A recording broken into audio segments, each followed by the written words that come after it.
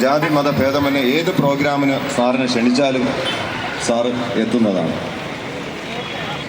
ഇന്നേ ദിവസം ഈ യോഗത്തിൽ എത്തിച്ചേർന്നിരിക്കുകയും ചെയ്തിരിക്കുകയാണ്. സാറിൻ്റെ പ്രവർത്തനങ്ങളെ ദൈവം ഈ വേദിയിലേക്ക് കണ്ടെത്താൻ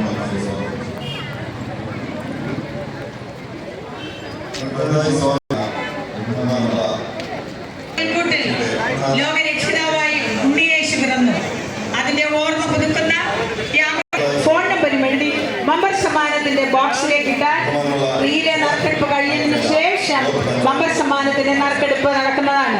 ഇന്നത്തെ ബമ്പർ സമ്മാനം നൽകിയിരിക്കുന്നത് നെയ്യാർ നിധി ലിമിറ്റഡ് അമരവിള എന്ന സ്ഥാപനമാണ്. 3000-ഓളം രൂപ വിലയുള്ള ഡിന്നർ സെറ്റാണ് നൽകിയിരിക്കുന്നത്.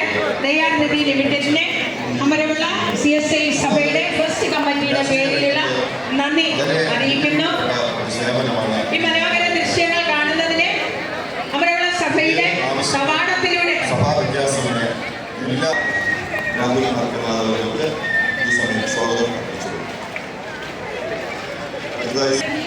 അച്ഛൻ്റെ പ്രവർത്തനങ്ങളിൽ നമ്മൾ ശ്രദ്ധിക്കുന്നത് കൊണ്ട് തന്നെയാണ്.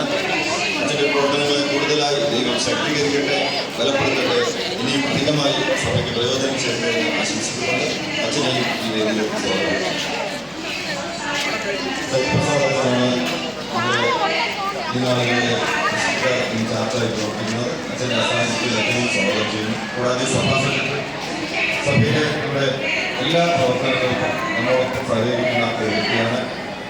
സഭയിലെ എല്ലാ കാര്യങ്ങളിലും അദ്ദേഹത്തിന് ശ്രദ്ധ ഉണ്ടായിരിക്കും.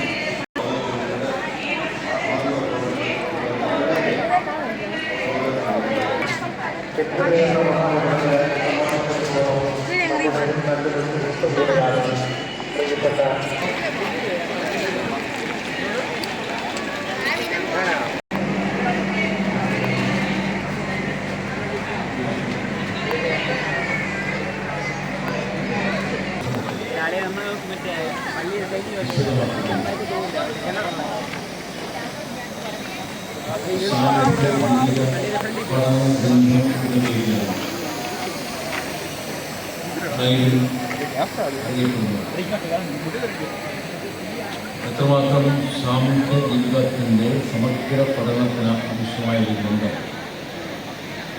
ലോകത്തിൽ ഇതുവരെ രചിക്കപ്പെട്ടിട്ടില്ല. മനുഷ്യ ജീവിതത്തിൻ്റെയും മാനവ ജീവിതത്തിൻ്റെയും ബൈബിൾ നൽകുന്ന സന്ദേശം സ്വന്തം ജീവിതത്തെ പ്രവർത്തിക്കുകയും ചെയ്യുന്നതാണ് പ്രതിപാദിക്കുന്നത്.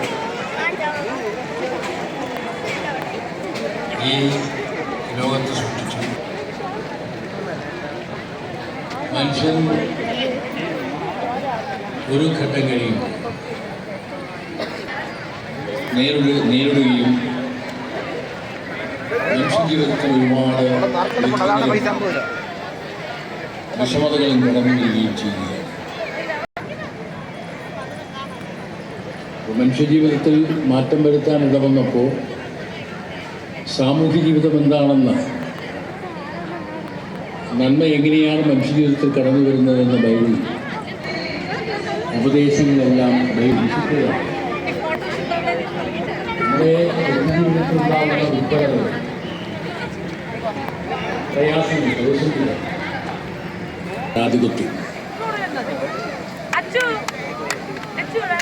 പരിഹാരമെന്ന നിലയിലാണ് ദൈവപുത്രനായി കൊണ്ടുണ്ട്.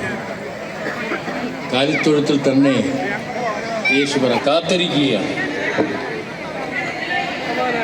ദൈവം മനുഷ്യപുത്രനായി ഭൂമുഖത്തേക്ക് ബൈബിളിൽ പ്രതിപാദിക്കുന്നു. ഇതിനെഴുതി ചേർക്കപ്പെട്ടതാണ്.